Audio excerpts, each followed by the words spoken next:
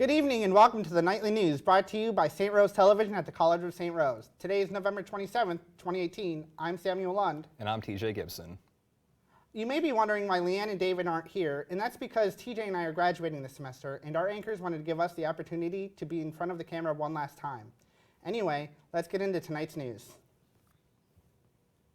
Tonight we'll be talking about the TXOKO experience, giving to those in need, LGBTQ+ in K-12 schools, Irish Heritage coming to St. Rose, PRSSA's The Future Is Now panel, St. Rose Sports, and we'll take a look at some popular movies. On Thursday, November 29th, the Department of World Languages and Cultures will host a screening of the TXOKO experience, the secret culinary space of the Basques.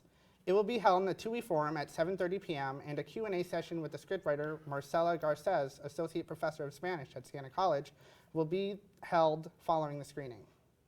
The Office of Spiritual Life is collecting gifts for St. Catherine's Center. In the Hubbard Interfaith Sanctuary, gift tags with a child's request on them will be available for pickup. Also, children's pajamas size 6T are needed for the collection for the Homeless Travelers Aid Society. These items can be brought to the sanctuary through December 7th. On Tuesday, November 27th at 7:30 p.m. in the Lally Symposium, the Council for Exceptional Children will be hosting a professional development event titled LGBTQ+ in K-12 schools. An individual from the Pride Center of the Capital Region will lead the discussion. All students are welcome to attend, and education majors will have the option to receive a professional development certificate for the event. On Tuesday, November 27th at 7:30 p.m. in the TUI Forum, Dr. Peter Maloney will discuss Irish heritage and the border that is being constructed in Northern Ireland. Presented by the Irish American Heritage Museum, the event will be organized by Dr. Margaret Carroll, a professor at the Albany College of Pharmacy and Health Sciences. On Wednesday, November 14th, PRSSA and the PR and Advertising Club held their panel event, The Future Is Now, in Standish Rooms A and B. This networking event allowed students to connect with panelists in the marketing and communications field and to ask questions as they prepare for their future careers. Now let's go to SRTV's newest meteorologist, Alan Hills, to tell us what to expect for weather for the rest of the week. Here's to you, Alan. Thank you, TJ. Thank you, Sam. So we have a pretty cold week coming up, as you can see right now. It's 44 degrees with a low of 35. Tomorrow it's going to be significantly colder at 39 degrees with a low of 34. We got some rain and snow, as you can see there. Wednesday it's going to be 39 degrees once again with a low of 33 degrees. Thursday it's going to be cloudy at 38 degrees, 1 degree lower with a low of 29. And Friday it's going to be 38 degrees once again with a low of 28. But it's only going to be partly cloudy because we got some sun there, as you can see. And Saturday, it's going to be 41 degrees with a low of 35. Sunday, it's going to be showering a little bit at 44 degrees. The low is not listed there, but hey, whatever. We have a pretty mixed week coming up with rain and snow and sun, but it's going to be pretty good. So back to you guys and to David with sports.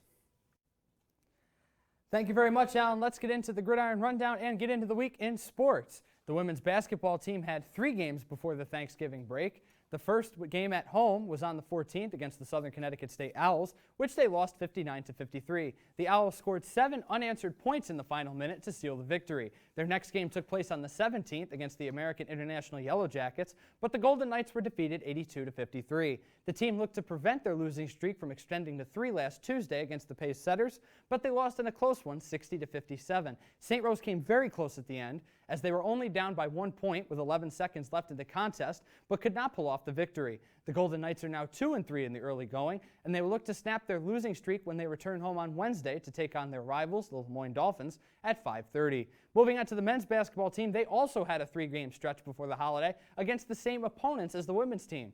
First up was Southern Connecticut State, but the Golden Knights fell 87-64. Next up was American International, but the team lost 75-52.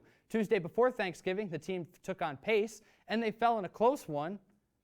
They fell in a tightly contested affair, 73-69. The team did have one more game than the women during that stretch, traveling to take on the LIU Post Pioneers last Saturday, which resulted in a win 90-62. The Golden Knights were firing on all cylinders early, starting out the game with a 16-2 run and never giving it up for the rest of the day. The men's team has an identical mark to the women at 2-3, and they will look to make it 2 in a row at home Wednesday night against Lemoyne at 7:30, and that's all for sports this week. Do you enjoy movies? Not sure what to watch? Take a look at this episode from SRTV's movie reviewer, Alan Hills, as he discusses Instant Family.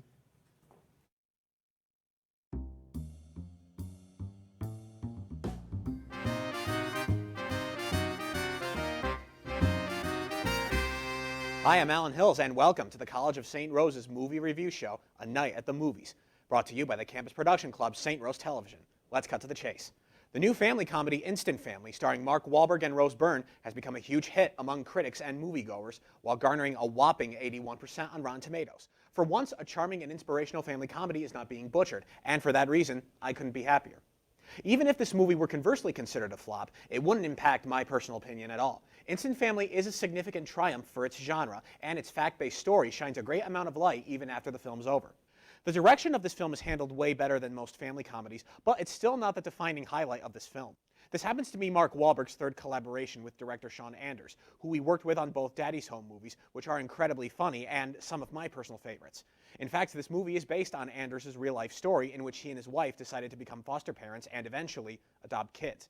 Instant Family slightly holds back on some of the crazy off-color humor of Daddy's Home and offers a fundamental kind of comedy that is fitting for the main character's stresses and struggles of learning how to become foster parents. The stressful humor of the situation is contextually relatable, which only proves that the best entertainment comes from true stories.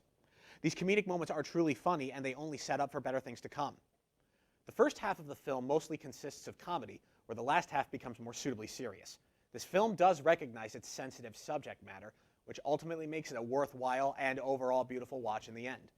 The dramatic moments prove that this movie really isn't a giant showcase for bumbling comedy through the comedic mishaps of foster parenting that Anders might have experienced with his family. Instead, this movie largely showcases the importance and moral benefits of adoption, and it really is downright inspiring.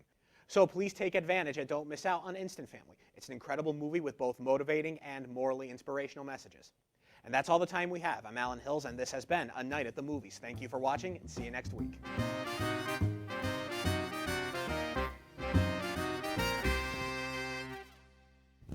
That's all we have for the nightly news this week. Thanks for watching. I'm Samuel Lund. And I'm TJ Gibson. I'm David Meister. And I'm Alan Hills. For more information on any of our stories, take a look at the Chronicle, the St. Rose newspaper, in print and online.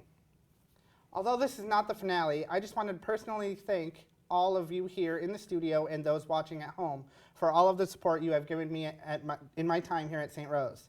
St. Rose Television has become my home, and now it's time for me to move on into the next chapter of my life. To all of you, see you next week for the finale of Nightly News.